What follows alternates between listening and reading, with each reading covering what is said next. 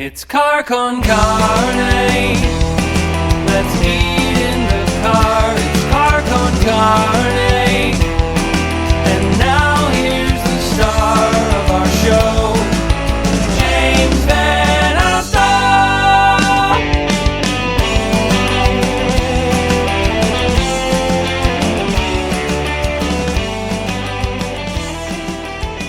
We're not in the car for this. I'm going to read a quick sponsor message or two. Are you guys okay? Can you talk amongst yourself? Yeah. Okay. This is Car Con Carne, a Q101 podcast. I'm James Van Alstyne. Car Con Carne, sponsored by Ravinia. The summer season of Ravinia is here. The summer season is here, Stubby. And it's really one of the greatest places on earth to see music, to hear music, to consume music in the great outdoors. Load up your picnic basket, head to the show, head to Highland Park, or if you don't want to pack a picnic basket, take advantage of what Ravinia has to offer on site. Tons of food options there. Violent Femmes, as we record this in the beginning of June, Violent Femmes doing an album play at Ravinia of that very first album, the self-titled one, the one we all know with Gone Daddy Gone and Blister in the Sun and Kiss Off, except they're doing it with the Chicago Philharmonic. Oh, wow. That's what I'm saying. Oh, wow. The Femmes and the Philharmonic, that's happening at Ravinia this year.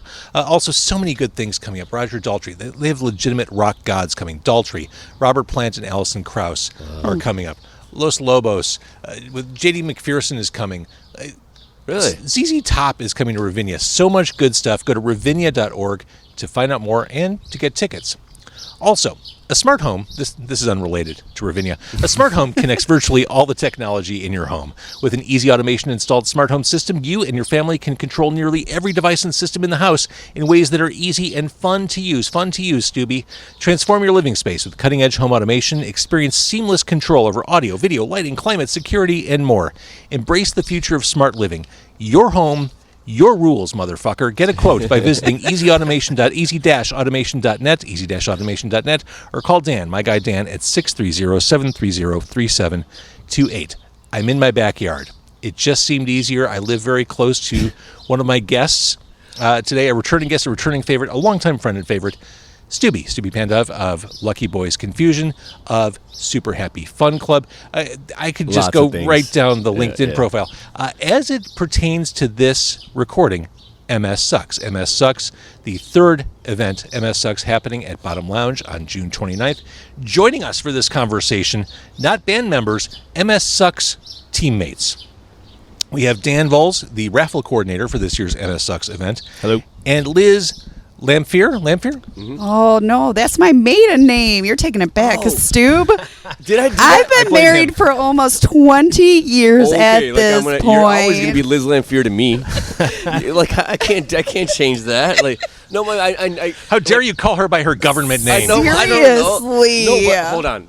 There's another funny one like this. So Pat married Joe's sister, Angie. Yeah. Oh, yeah, of course you know them. Yeah, sorry. But Pat from Super Happy Fun Club married Angie Joe Sell from Lucky Boy's sister, and I had them on the guest list for a show a long time ago, and he's like, Pat texted me on the day of the show. He's like, "Hey man, sorry to bother. I would never bother you on the day of the show, and you know that, but I'm not on the list, and you told me I was on the list," and I'm like, "You're on the list," and we'll go back and forth.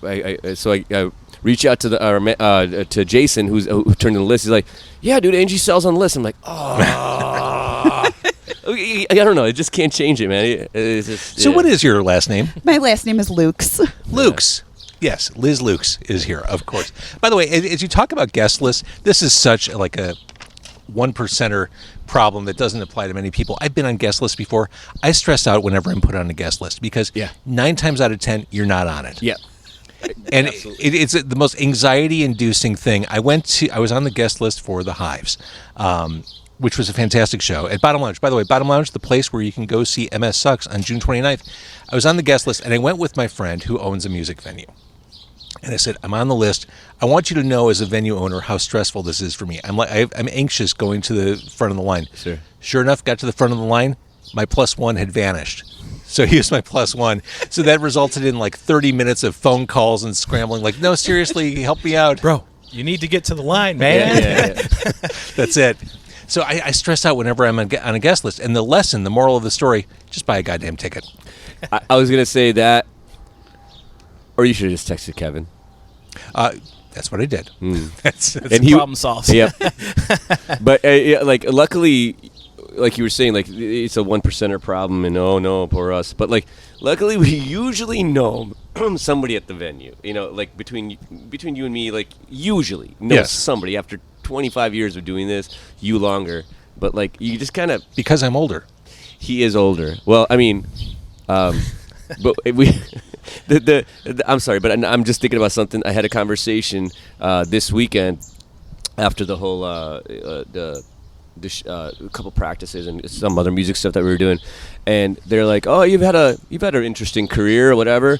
They're like, "You know, have you ever just been like, oh, I'm so thrown back, I can't talk from meeting somebody?" And I'm like, No, once. Oh yeah, once. James Van Oslo, when I first met him, I swear to God, I couldn't talk. I was like, "But you're on the radio. What are you doing here? Why are you standing in front of me? Shouldn't you be in the little car speakers?" I have a picture from the MS Sucks 1 show with JVO. Yeah. And I tell people all the time, like, literally Chicago radio royalty. Yep. And I got to meet the guy. I have a picture with him. Now you're in my backyard. I know I'm in his backyard. I'm like starstruck. It's crazy. Yeah, he like pointed at me in the picture, which is awesome. But, like, and the thing about that kind of stuff is like with the thing with that, with like a musician, sure, I guess, like you're listening to their music, maybe there's a band that you listen to every day or whatever, or there's an author that you read frequently. But like the thing that you don't understand, and I'm sure you do understand, but like the thing that affected our lives was that we listened to every day. Every single day. And the thing is that you were talking, and just like I am with my editor for the book I'm writing, I leave comments for her all the time. So I talk to her all the time. Sure. She doesn't talk to me, until I send in the edit. You talk to me every day, and like you would say things like, "Are you excited, guys? We're gonna." I'm like, "Yeah, I am." I'm like, "Yeah, I am excited, man." Like it's so that's a weird relationship with the guy on the radio, and we don't have that anymore. Yeah. You have that a little bit with podcasts, like, right? Yeah, you do, because you get, well, actually, podcasts might even be better because you get a full hour instead of like talk up between a song. Yeah. It's a cool thing. It's a different thing than a different kind of artist. Like, All right, I want to talk about MS Sucks. Sorry, I don't want to talk about me. Well, we want to talk about you, JVO. June 29th at Bottom Lounge. It's the Dog and Everything. It is AM Taxi, the return of Super Happy Fun Club. That's right. And Night Spice, a nice varied bill. 4 very different sounding bands, all connected in some way, shape, or form, but 4 very different sounding bands. Last time previously on AM Taxi, we saw a stripped down Taxi. And stripped down Dog, yeah. And a stripped down Dog. So this will be fun. Yeah, they're playing full band. Dog's playing full band too. And I thought about, well, should we do it again since they just did it? But that was like the day before New Year's. I mean, that was a long time ago, and they were acoustic. So this is going to be special, something to be different. And yeah, I'm really pumped that they both. And I gotta say, it was the most heartwarming experience asking both of those bands to play, and because. Well, I think it's meaningful for you. It's awesome because those they can go play another show and make money. Yeah. And they didn't. I'm like, guys, I'll get you something. I'll get you. They're like, stop. We want to do this. We want to support you. And I don't know. And I get it. Like, AM Taxi, obviously we're very close. Dog and Everything, very close. And Night Spice, But it's wonderful to see how many people. The world's a tough place out there right now. These kind of charity shows kind of make differences disappear. Makes people go, hey, we all care about helping people that are sick, no matter what our social or political leans are. And it's just nice to see everybody just go, I don't need your money. I don't want your money. I got this. That's sweet. Well, I think what's nice, too, is the fact that, we've all grown up with these same bands. And, you guys have all played at the same shows for many, many years. And, even going back to the teenage years. So to now be in your 40s and all reconnecting for such a good cause, I think it's pretty cool. I love it. You just made me remember that I think at least one of the first 3 shows that LBC played, we played with Ad Calum, who is the dog and everything. Interesting. Yeah. So MS Sucks. Yeah. This is, like I said, the third one. It is a fundraiser. It's a charity event to raise money to fight or to find a cure Find a cure. Yeah. for MS. So everyone has heard of MS. Everyone has heard the words multiple sclerosis. That said, I don't think can't say people. it, but- Well, no, it's tricky. I still can't say it It's either. the worst disease to have because you can't say it. Well, let's talk about MS. Yeah. Mayo Clinic defines MS as a potentially disabling disease of the brain and spinal cord. In MS, the immune system attacks the protective sheath that covers nerve fibers and causes communication problems between your brain and the rest of your body. Eventually, the disease can cause permanent damage or deterioration of the nerve fibers. That's what the Mayo Clinic describes MS as. Stubby, as someone who has MS, how do you define it? How do you The relate best to it? way to explain what's happening is when your dog bites the vacuum cord, the electrical cord that goes to the vacuum, and the vacuum still works, but it zips because there's a hole, that orange, or like an extension cord, right? The orange sheath that goes around it, or the around your the vacuum cord extension.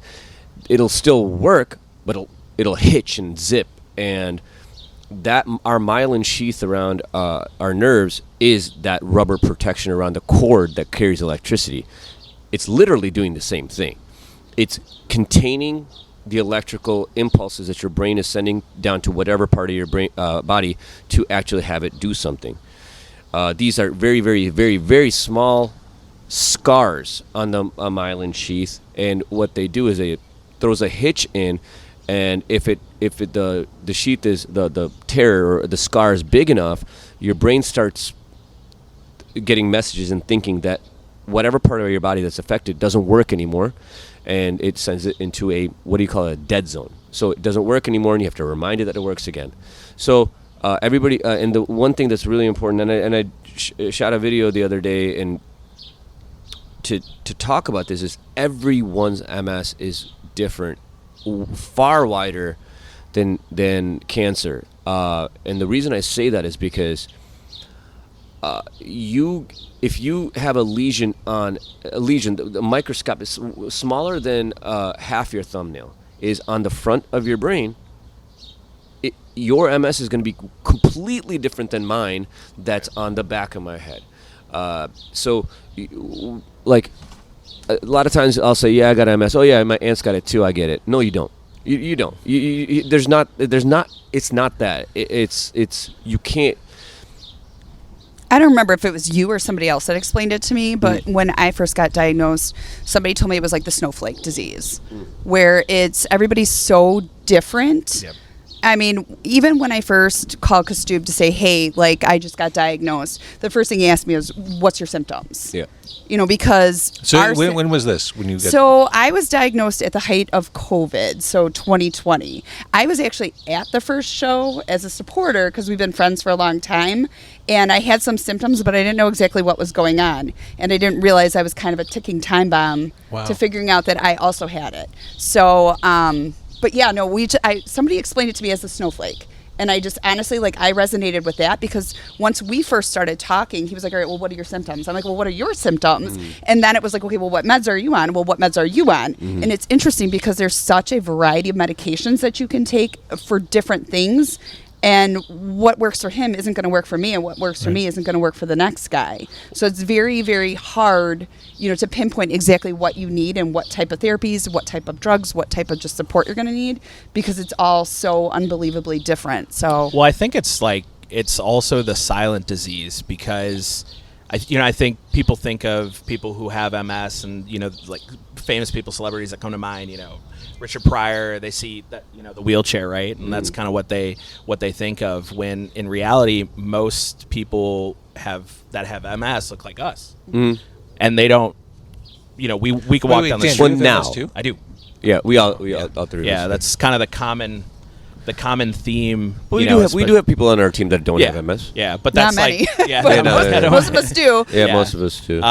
But you can walk down the street and not be able to sort of point a finger at somebody and say, well, that person has it, that person doesn't. But that's post 2004 though. Right. Yeah. So if you got diagnosed before 2004, the likelihood of you being in a wheelchair or you being with a walker is, I think it's like, wasn't it 40-50% higher? As I say, it's got to be higher. Tysabri came out in 2004, and that's what stopped everything. And then Ocrevus came out in 2012, but it didn't get approved here until 2017. Yeah. So a lot of the medications they're all cancer related medications. So they were initially started as some type of cancer treatment. They realized that it worked better for these neurological, deficits that many of us have, and so then they, switched gears and became MS drugs. And then the thing with MS in general is that it sucks. It sucks, and that's why MS sucks. But I will say that like things that will work for one person won't work for anybody else. The one common theme, of course, is just the things that make us a healthy person healthy are the same things that are going to make us healthy too. So it's healthier. Of course, we want to maintain that kind of stuff, but diet and exercise might work for me because where my lesions are, they're affecting muscle, muscle picking up what my brain signal is saying. But there's other ways that mess with like a lot more nerve ending kind of stuff that it won't work. But the one other thing with the whole why what I did worked well for me is I have lower back problems, right? Lower back is my biggest. That's hip and lower back is my worst. So when I went to my doctor, he's like, if you don't lose weight, you're going to be in pain for the rest of your life. Somebody else with MS can have some weight on them, and they will feel totally fine because all their problems are up here. Up here for people that are listening. I'm at my shoulders. So it just it's not the same. What's working for me? What's working for me is, eating under 2,000 calories a day. It helps. But for somebody else, it's not going to work. Liz goes on walks. Going on walks doesn't help me at all. Like lifting, doing push-ups does. I don't know. I don't know. Whatever works for you. When I look at you, I was going to say nothing really, which is why I'm having surgery. I have 4 kids. That's what. No, I'm very aware that I got lucky in that sense that exercise. I can do something. I have a routine that will work without having to have surgery. Yeah. But not everybody's so lucky. It just happens to be I have 4 lesions and they don't affect the other stuff that it's affecting you guys. Yeah. By the way, apologies. My area doesn't have cicadas. It has mosquitoes. I'm doing all right so far. I think I'm slathered and off right now. I haven't had any. You got some sweet blood, bro. I mean, nobody wants my stuff. I do. Mine's just filled with THC and alcohol, so they don't want it there. And the Miz. So, Stubby, I probably asked you this before, but why take on putting together any kind of event is a monster. If I can do something to make sure that my daughter doesn't ever feel like this, I'll do it. I'm not looking for a cure for me. Man, I got this. It's fine. I mean, I am, of course. I will take it. Don't get me wrong. But that's not I'm doing this for our kids. I'm doing this for people that find out they have MS and they're like 60 years old and they just had all these plans to retire and enjoy the rest of their lives and they can't anymore. That's what I'm doing this for. It wasn't even a question. It wasn't even like once I found out that I was going to be able to walk and okay, so when I got diagnosed, I just needed to get my medication. Once I found out that I'm not going to relapse, I'm pretty much going to stay the way I am. Sure, I got depressed and all that stuff, but I was okay. Now what? How can this sucks? So let's do something. It was like let's see what we can do to help people. And I just think that life is bigger than us, right? And I think as we get older and we have kids, we realize that even more. But sitting by and doing nothing is not something I've ever been okay or able to do with anything. I can't. I've always felt like I'm here to do something. I'm here to help. I don't know. For Dan and Liz, you're aware of what Stubby did. You're aware of MS sucks. When did you say, count me in, I want to help? I think naturally I've always been a helper, and I think even with like what Kastu was saying, like just thinking about what you were just saying, why you're doing this. I think you gotta find where your strengths are and what you're good at and how you're able to like help the next person. You know, obviously his strengths in music and just entertainment and those types of things. So that's how he's giving back. We've been friends for, I don't know, 30 years, something like that. So I don't even know. We go way back. Yeah. But at the same time, you know, I've always told him, even when I was at the first show watching it before I was diagnosed, I said to him, I can't make all of your shows, but I will always make the important ones. Mm-hmm. You know, and that was always, you know, something that I had with him. So I wanted to make that show. But at the same time, like, you just kind of find what you're good at and how you want to help. I've always said I'd help, you know, whenever, you know, capacity that he needs it. But at the same time, I think getting diagnosed brings a whole nother level to like really wanting to jump in, you know, and this is just one way, but you know, I've met other people. Makes it real. Yeah. You know? And other people. Unfortunately. It does, but you find peace with it. Yeah. You know, and I mean, No, you don't have a choice. Either you find peace with it or you... Or it consumes you. Or it consumes you. You're miserable. And so you find peace, you find ways to get back. I mean, I'm a school teacher and I had a friend at work that was also recently diagnosed within the past year. And she's like, I can't believe you just jump in. I'm like, well, that's kind of what you do. Yeah. Once you hit the peace with it, then you're like, all right, who am I going to help with the next person? How am I going to give back? How am I going to, again, just somehow contribute to it? You know, to, again, find that cure, help someone who even maybe is just struggling with their diagnosis, but finding what your strength is. Otherwise, you're just sitting there and festering. Yeah, and I can't do that. You know, it's, again, you're not doing it for yourself. You're doing it for that next generation, for those kids. Because, like you said earlier, you know, if I would have been diagnosed a few years before this, then maybe I would have been in a wheelchair. Yep. I mean, I already have enough hard time walking, but at the same time, I'm in a good spot, you know, compared to where some people are. And that's what it is. It's like you always, you know, you just want to look at life and go, okay, Mike, I don't know if you guys know Mike. Mike moved out to Colorado and got diagnosed, and I just like even saying this out loud, I just, but like he's done. He's got 2 more weeks in this rehab facility, and then he's got to go to assisted living. Oof. Wow. Yep. Well, Dan, talk about your coming on. Yeah. So I got diagnosed in 2015.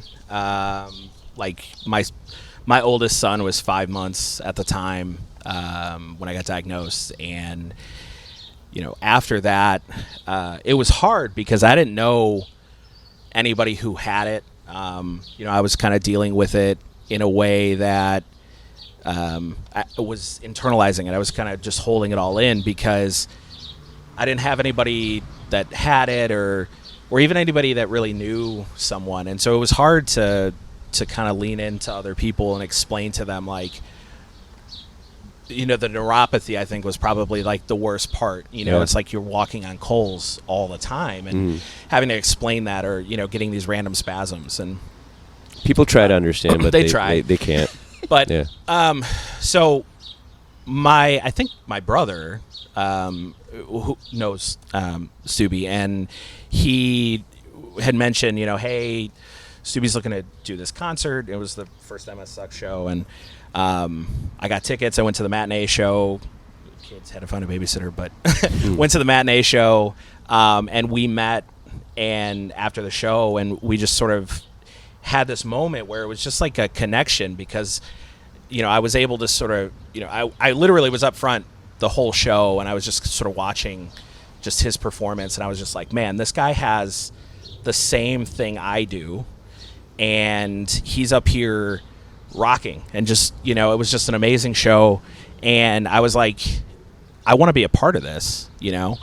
And we had connected after the show, you know, text and, you know, Facebook and everything else, and then COVID, and it shut everything down. And we were on our way, man. Yeah, I mean, we were doing it, but you know, then the conversation shifted to, all right, well, how do we do this when all this is, you know, done, all this COVID is done, and you know, when we come back, like, and we did it, man. We did it last year. It was a good show. Raised $45,000. Yeah, and you know, that was it, man. It was just, that's how we connected, and we check in every once in a while. Yeah, but I mean, yeah, I remember. I remember meeting you, and I remember like just that whole time I was out there trying to meet people, trying to talk to people, and because it's hard. You can talk to people that don't have it as much as you want, but it's well, that's what we're trying to do, right? We're trying to raise awareness. We're trying to explain to people what this actually is. And I had a good question, and and I don't know. I want to know if you guys agree with it. I said, well, they're like, well, what's one thing that is common throughout everyone that has MS? And I thought about it. I'm like, I've never met anybody that has MS that's like, I'm just full of energy. Yeah. or they're like, I'm never in pain. I would say that we're always in pain and not Steady diet of ibuprofen for sure. I was gonna say like I'm in less pain now than I was, but like I'm always tingling and I'm always tired. But the funny thing about being tired, like when people used to be like, oh, I'm so tired, I used to get kind of like annoyed, and then I realized I'm like, it's relative. It's so relative because like I'm tired, but that's my life. This is just what it is. You just get used to. Well, it's a different kind of tired too. It's like a mental sort of. It's like you have this physical exhaustion, but then there's this mental part of it too, where it's just like you struggle with, am I going to feel like this every single day now for the rest of my life? Yep. And there's days that are good and there's days that are bad, and it's just in the bad days you just have to think of, we're doing this for our family, and we're we push through and we do this for the kids and everything else, but it's probably hardest for people that don't have somebody to live for. Yeah. Well, I think there's a level of exhaustion, but I'll be honest with you, and maybe you two feel the same way, but the busier I am, the less exhausted I am. If I'm at home just sitting there, I'm out cold. I mean, I'm asleep, I'm napping, I'm on the couch, I'm watching TV. But when I'm teaching during the day, I put it on and there I go, and I'm happy doing what I'm doing, and I want to do it. So you do kind of push through things, but as soon as you start to slow down, it's almost like that fatigue really hits, and especially like the cognitive fatigue, just really that takes over, the memory loss, like those types of things. Like I said, I walked back here and I said, did I lock my car? Because I already forgot. But is memory loss a symptom? Oh yeah. It can be. Horrible. Yeah. For me, it is bad. absolutely horrible. Yeah. I'll sit and watch shows with my husband, and I'm like, how do you not remember this? He's like, we just watched this episode. I'm like, it's gone. You know, but then I'll pull out something from like 30 years ago that I remember just fine. But that's because we only lose new memories. Yeah. We don't lose old memories. Unless you're like unless your ChatGPT. lesion just happens to be on the memory receptors. I remember. That's why I remember everything from our, like, we're talking about old days and whatever. But my wife the other day is like, we just talked about this. How do you not remember that we have a space heater? We got it for Avinash, or my son. And I'm like, I kind of remembered the conversation, but there's a black spot. Yeah. I don't know how. And I It's bet a good that's- way to say it, is a black spot. I bet that's frustrating. Yeah. I'm like, it's a It total. is, but again, mine is so much better than other people. Like I just passed a exam. I'm okay with that stuff. My issues are my tingling and my pain never stops. Yeah. That's my thing. Memory's okay. Memory's okay. Motivation obviously is okay. I'm ready to go. I am. And You've always been like that. Yeah, that's what I MS mean. didn't take that away. You know what's Yeah. crazy is like we have all these things like the muscle pain or the memory stuff, and it's like, how much is that the Miz and how much is just getting how much old? is it getting older? Yeah, just getting older. Like that's what I always say too. I'm like, I mean, Six I'll in one, half dozen in the tell other. you the tingling and the pain is 100% For MS. sure, yeah. But the memory loss. I mean, I'm also old. Well, I'm like, actually and older. curious. I'm curious if I know. I did a baseline like maybe about a year and a half ago of just memory and cognitive functioning, so I can keep an eye on it, because I did feel like certain things were slipping. Yeah. Where I don't feel like it's my age, but at the same time, just to kind of see where it's at. Sure. Because there was so many, like as you said, there's just these black spots. There's these dark holes of things, and it was starting to drive me crazy. So I did a baseline just to see. So we'll revisit that in a couple of years, and I'll let you know how it goes if I remember to do it. So like a pass fail. Yeah. Actually, it was really awesome to do. I mean, he had all kinds of different visual spatial games and like word things, and I don't know, it was very cool. I have two thoughts. One, the fact that I asked you about the memory loss tells me I don't know enough about MS, Sure. which tells me there are a lot of people who also don't know a lot, Yep. which tells me that events like this are really important. So Yes. it's not just about the fundraising and working toward a cure. It's really raising awareness that Yeah. other Yeah, people sure. are. Always been about We that. brought We it do up these about that all the time. on our meetings. We Yeah. talk about this isn't about just having a show and raising money. If people don't come to the show and leave knowing a little bit more, or at least meeting people or gaining some empathy, we haven't done our job. That's this show. Yeah. We could just do a freaking LBC show at House of Blues and give half the money to that. We can. It doesn't matter. Why are we doing this? We're doing a special show for this. Mm-hmm. It's because we want you to take the flyer that we hand out in the beginning of the show, read it, learn a little bit about it, and because a lot of people are just going to come because they know you and they know this means something to you, or they're fans of one of my projects or whatever, and they just want to come support. That's great. Your money's wonderful, but your knowledge, your voice. your voice, Yeah. your understanding is. I'd rather have that than any of your money, because with understanding will immediately come. Not immediately, but will eventually come empathy, understanding. So yeah, absolutely. My other thought, this is just how my Please. brain thinks as we're talking about this. Have you at any point entertained the idea of doing an MS Sucks podcast? Take people like me out of the equation, have conversations like this. That's a really good idea. You've already got the brand. Just thinking out loud. I'm here to help if you need it. That's a really good idea. And I'm not really doing anything. No, I'm just kidding. Well, I'm trying to keep your minds busy. yeah, I know. That's It helps with that memory. Done. Yeah. That's perfect. It's perfect. I'm in the last 14 pages of my book, so yeah, this sounds like a really good thing to do because I can't sit still. And I'm just thinking global reach. I'm thinking all the things. Now gears are just spinning. So Record Add a it live to your episode. list Record so your you don't first forget it. episode backstage on June 29th. I would like to do that. That would June, be awesome. June 29th, Bottom Lounge. It is the third MS Sucks. So art direction from Lizz, formerly Lamphere. Luke's. See, he remembers. Dan is the raffle coordinator. Yeah. Does that mean you're going to like businesses and friends and family, shaking them down for cool He's shit? more a public face. Yeah, not quite. So I more am the guy out in the crowd during the show, handing out the QR code, trying to encourage people to take part in the raffle. I was able to do it last year, as people were lining up outside the Bottom Lounge, and it gave me an opportunity to sort of I could talk to people and explain, what it meant to me to be a part of the show and to, kind of explain, I have MS and, this has been my journey, especially with people who also had MS that were there to attend. And so, Which is a lot more it's a people than I lot. thought. Yeah. There's There's a a lot lot. of people Yeah. that, for various, I thought it was just going to be people that wanted to support. It's a lot of people with MS that are, and a lot worse than us they're coming into go ahead. Sorry. But to your points, it is that invisible disability. Yeah. Like, you just don't know. Like, I wouldn't naturally No. assume that, they're working on MS Sucks, they must have it. Like, No. it's not like you're Well, that's what presenting. we always Yeah. say to people. I'm like, you wouldn't know unless you know. Unless It's you like know, it's not for a sure. secret that I have it. It's the worst yeah. secret club Yeah. to be That's a really part of. good Like, way to say that. like we don't even get a decoder ring or anything. No, it's terrible. like the Illuminati of pain, but like, yeah. No, it sucks.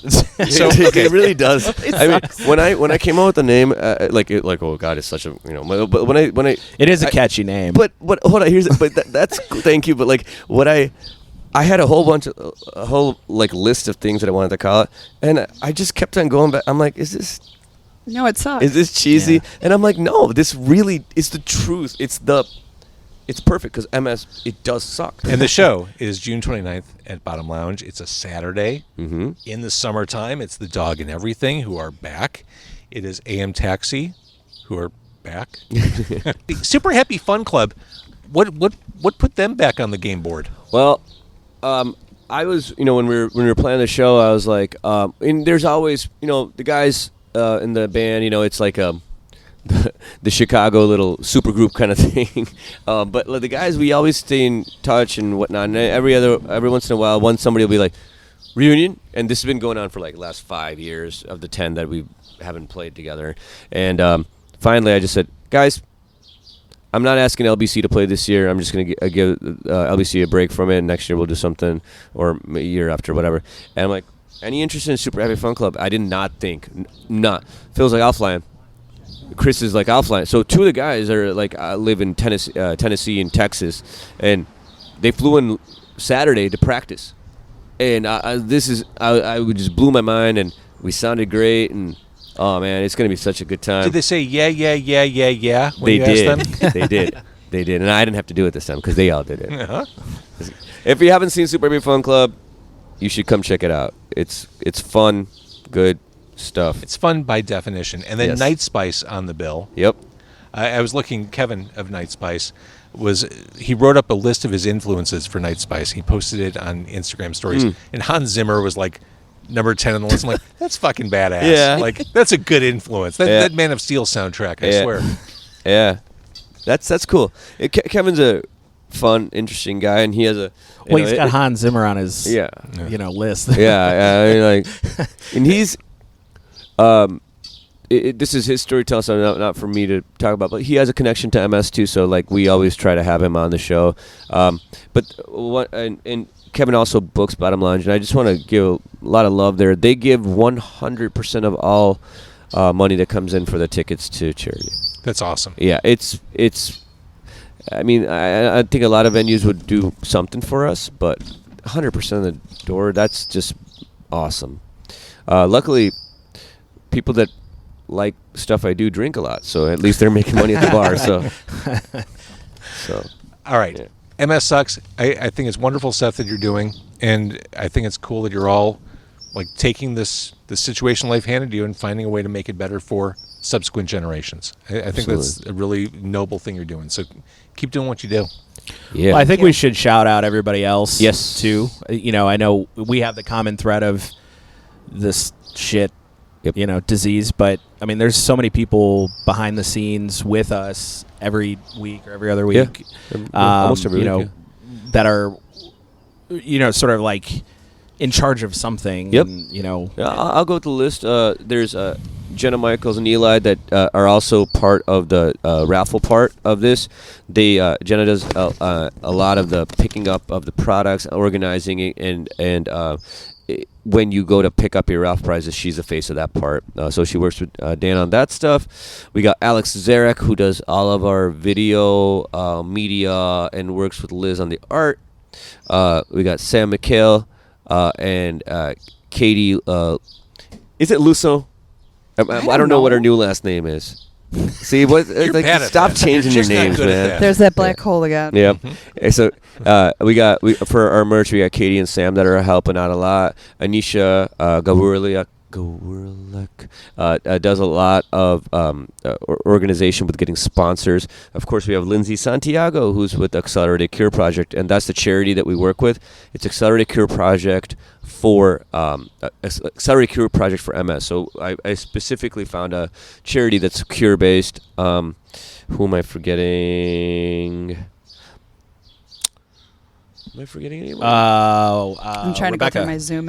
Rebecca Abraham, who is going to be helping. She's the newest member, so she's kind of like a floater. So she's going to do everything. And then...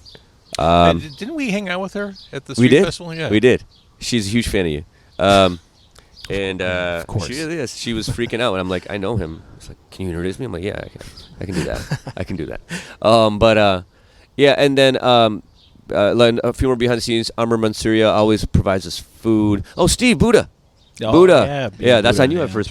Steve Buddha, who's another radio personality. He's going to be hosting this year. Yeah, we don't need to get into that. Yeah, I was like, anyway. So and then behind the scenes, of course, Bottom Lounge, Kevin Singleton, I think we got everybody. There's a lot of people that are helping though, man. Like there's a lot of people that'll be there. I feel like if this keeps going, we have to do like an Academy Award. I was gonna say like in memoriam, you know. Like, yeah, right. Well, no, we don't want. No, I was that's going to say, I hope we're not at that point. that's a really you gotta fucked play. up direction. You gotta to go play in us right off now. like Chappelle Show. No, we're good. There's a lot of people that are helping, and the cool thing about it is none of them want any recognition. Everybody's doing it because they want to help people not feel like this. I love it. Thank you, everybody. Absolutely. Thank you. Thank you for having us.